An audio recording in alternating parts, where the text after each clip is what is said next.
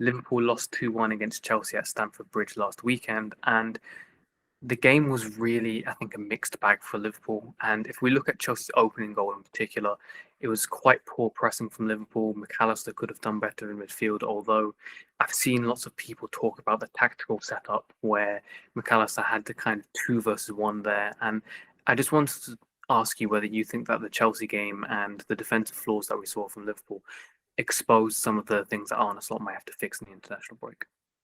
Yeah, definitely. I mean, on that goal, I think it's a fair point. You know, McAllister, you maybe think you want him to do more, but he is in a 2v1 situation, and then again, you know, that then pushes on to Van Dijk, and I've seen a little bit of criticism towards him for not closing down Caicedo. But if you see it from the other angle, he's got no choice there, because if he charges out, then Gusto is in on goal because he's inside of Kirkez. It's a very easy pass to slip in, and then Gusto, you know, may or may not finish it, but your better odds there are to say, okay, you take a shot from a million miles out, probably very, very low expected goals on it.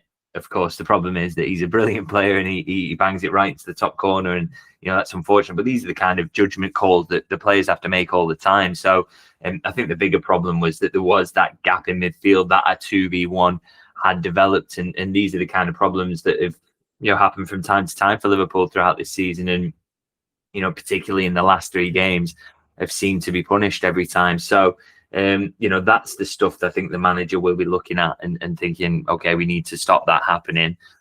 It's impossible to stop it happening all the time, by the way. I think it's important to state. I mean, I've seen a lot of talk about kind of Liverpool's setup out of possession this week, and about the weakness of Arne Slot's setup and this, that, and the other. But I think a lot of it kind of negates it.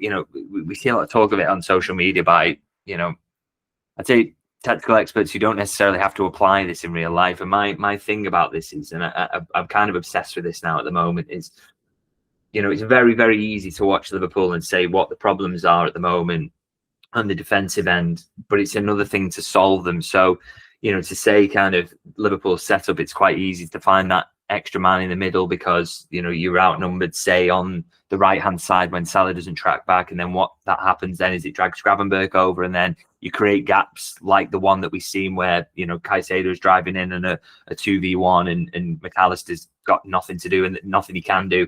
And it's very similar with Van Dijk.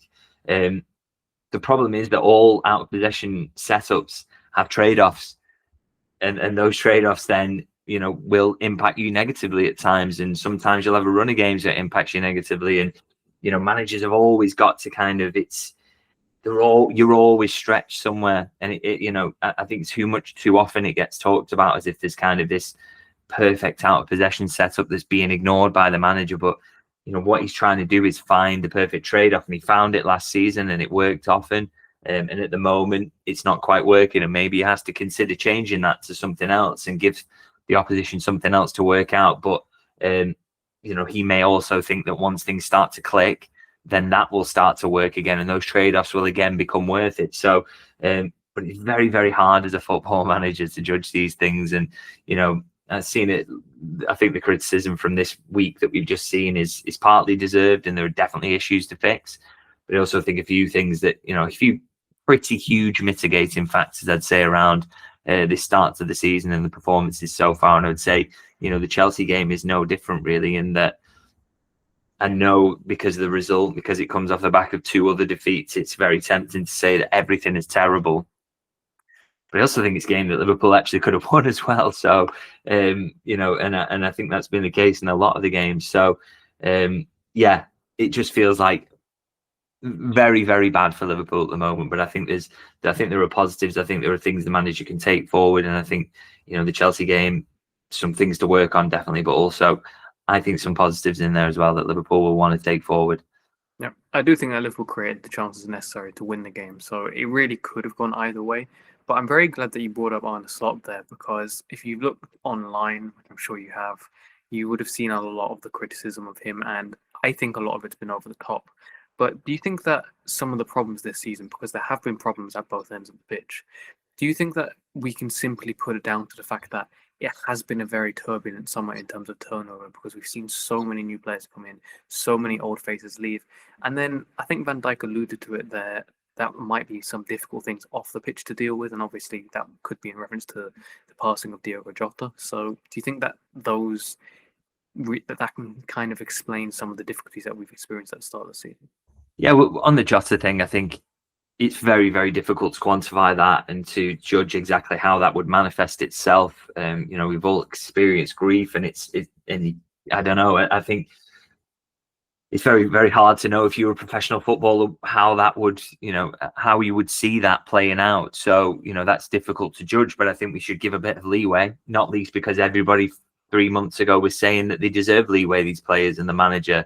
And yet the moment that the results have gone the wrong way, it seems that has gone completely out the window. And I think people just show at times, social media is a cesspit, but I really stunned by the lack of humanity from some people in the way that they discuss it. And I've seen things, suggesting that's an excuse or whatever. I mean, that if you are typing that out online, you really, really need to have a word with yourself and have a think about what your priorities are in life, because that is pretty sickening, really. So, that aspect of it, and like I say, very hard to know how that comes up against the football. But I will say we saw Mohamed Salah crying on the pitch after a win not so long ago, and so I'm not saying that, to say that's an excuse is, it's very, very poor. And I think, you do have to give these players and the manager an awful lot of leeway, as I say. And then in terms of the other aspect, and the criticism that the manager and the players are getting, I think, and the fact that they have been disjointed, which I think it's absolutely fine to acknowledge. For me, I think the number one factor in that is the turnover. I agree with that statement. I think you can't just add 4 or 5 new players to your starting 11 and expect them to be, have those immediate relationships. This takes time, and it's why generally Liverpool have looked to kind of forego heavy turnover in any summer. This is so, out of character for them to do this, and it's the reason they've been, pretty consistent over the last few years, is that they've added, you bring Jota, say, into a bit of a winning machine. You do the same with, any other player they've signed since. But I think he's a really good example, really, because that attack that he was coming into, it had Salah, it had Mane, it had Firmino, it just functioned. And so, you just throw him in and you take one of the others out. He's just going into a scenario where Salah knows exactly where Firmino's going to be, and Firmino knows where Mane is going to be, and he just has to click into that, find his own little spaces, and the goals just started coming immediately, didn't he? Because he was an intelligent and brilliant player. So, but what you're doing now is you're kind of putting out a front line where you're like, okay, Gakpo and Salah, are on opposite wings, and they may know each other's habits a little bit, but they are stationed apart. And then suddenly you've got Ekitike there or Isak there, and they don't know everybody's movements, and they don't know where everybody wants the ball. And then Virt's behind them, the one who's supposed to be loading the bullets. Then you throw on top that there are real build-up problems off the back of, a lack of Trent Alexander-Arnold, or the fact that, that McAllister's not being fit or whatever. So there's several issues there, I think, that Liverpool are working through. And it just very quickly becomes incredibly disjointed. I think that's what we've seen. And I think that's why, for me, I mean, the start they made to the season, I think, deserves credit, because, they did look disjointed, but they were still grinding out the results. They were still grinding out some wins that I still thought they were getting them late, but they deserved very much so.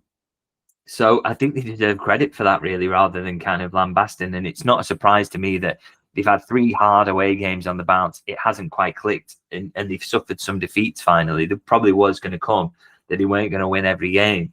But I also think there should be some kind of, people should be more reasonable about some of these results as well. It's Chelsea away, it's Crystal Palace away, and both games they could have won, but only lost in the very last seconds. So, it's football, these things happen. And as I say, that turnover issue, for me, like I say, it's the biggest issue.